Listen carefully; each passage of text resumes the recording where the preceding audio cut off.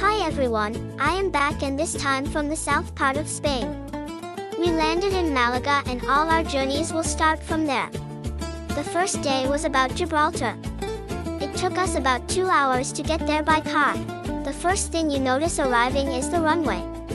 A full airport runway cutting straight across the main road into town.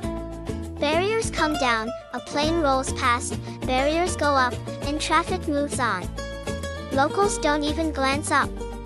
First-timers can't quite believe what they just saw.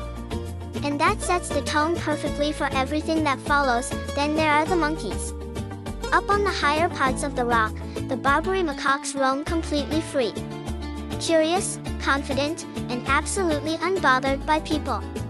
They're the only wild primates in the whole of Europe, and they carry themselves like they know it. Get too comfortable with your snacks nearby and they will absolutely help themselves. No hesitation whatsoever, and then comes the walk. Because to really understand Gibraltar, you have to go up the rock. On foot. Which sounds reasonable until you're actually doing it. The paths are steep, genuinely steep, and you'll be stopping regularly, catching your breath, pretending you're pausing for the view. But slowly, as you climb higher, the whole place opens up beneath you. The coastline, the sea, and on a clear day, Morocco sitting quietly on the horizon. Every tough step earns you something. Near the top, tucked into the limestone, is St. Michael's Cave.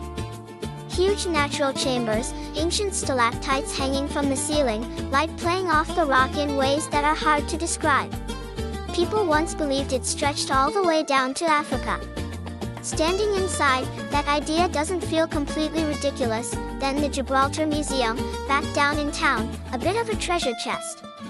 Moorish remains, ancient artifacts, models of the rock across different eras.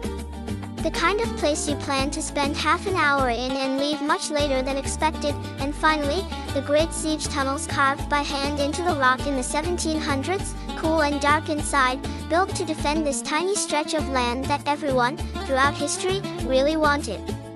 Walking through them you get a genuine sense of the stubbornness and determination it took to hold this place. That's Gibraltar. A runway that stops traffic, wild monkeys, a serious climb, ancient caves, a fascinating museum, and tunnels carved into a mountain. Tiny place. Enormous story.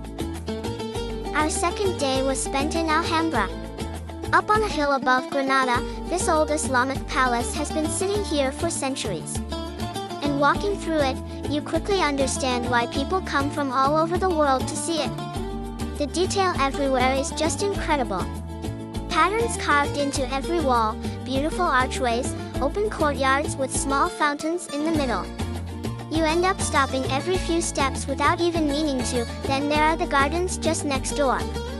Green, calm, full of flowers and running water, with lovely views over the city below. A nice contrast after all that stone. And on a clear day, you can see the snow on the Sierra Nevada mountains in the background. Not a bad view at all. Simple as that. The Alhambra is just a genuinely beautiful place. Go see it. On the way back to Malaga, there is Almunecar. A small Spanish town on the Costa Tropical, tucked between the mountains and the sea. The kind of place that hasn't tried too hard to impress anyone, and is better for it. Old narrow streets, a castle on the hill, a decent beach, and fresh seafood pretty much everywhere you look. Relaxed, unpretentious, and very easy to like.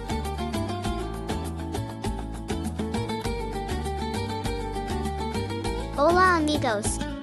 It is day 3 and we went to see Ronda. Sitting up in the mountains of Andalusia, this place has one of the most dramatic settings of any town in Spain. And the moment you see it, you understand why.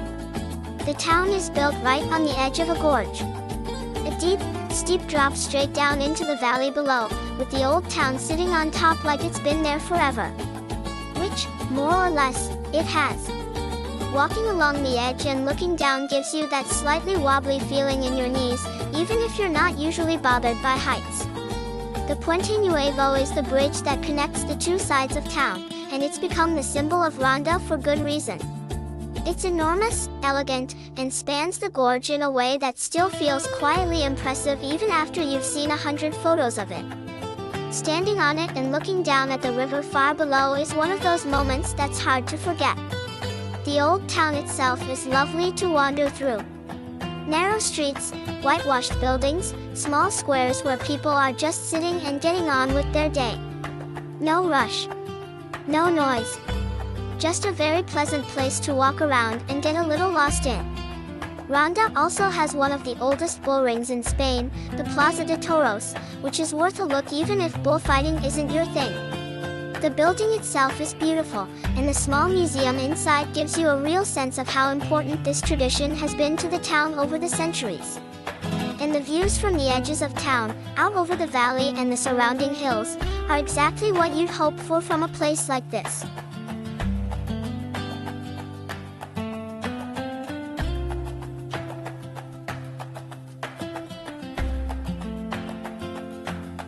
Most people fly in and straight out again on their way somewhere else. Which is a shame, because Malaga is actually a really good city. It's the birthplace of Picasso, and the museum dedicated to him right in the old town is genuinely worth your time. Not just for the art, but for the building itself, a beautiful old palace that fits the whole thing perfectly. The old town is great for just wandering. Warm streets, tapas bars, people sitting outside at all hours.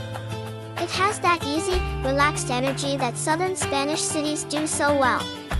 Food is excellent, and in Malaga fresh fish and seafood are pretty much a way of life. The seafront is long, wide, and made for an easy evening walk. Warm air, boats in the harbor, the mountains sitting in the background, Malaga. Relaxed, historic, and very easy to spend a few days in. More than just an airport.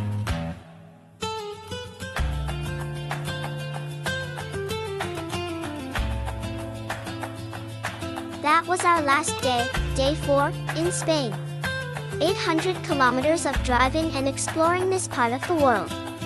I hope you liked my video and it inspired you to go there too. Looking forward to show you another places soon. Take care and see you again. Bye.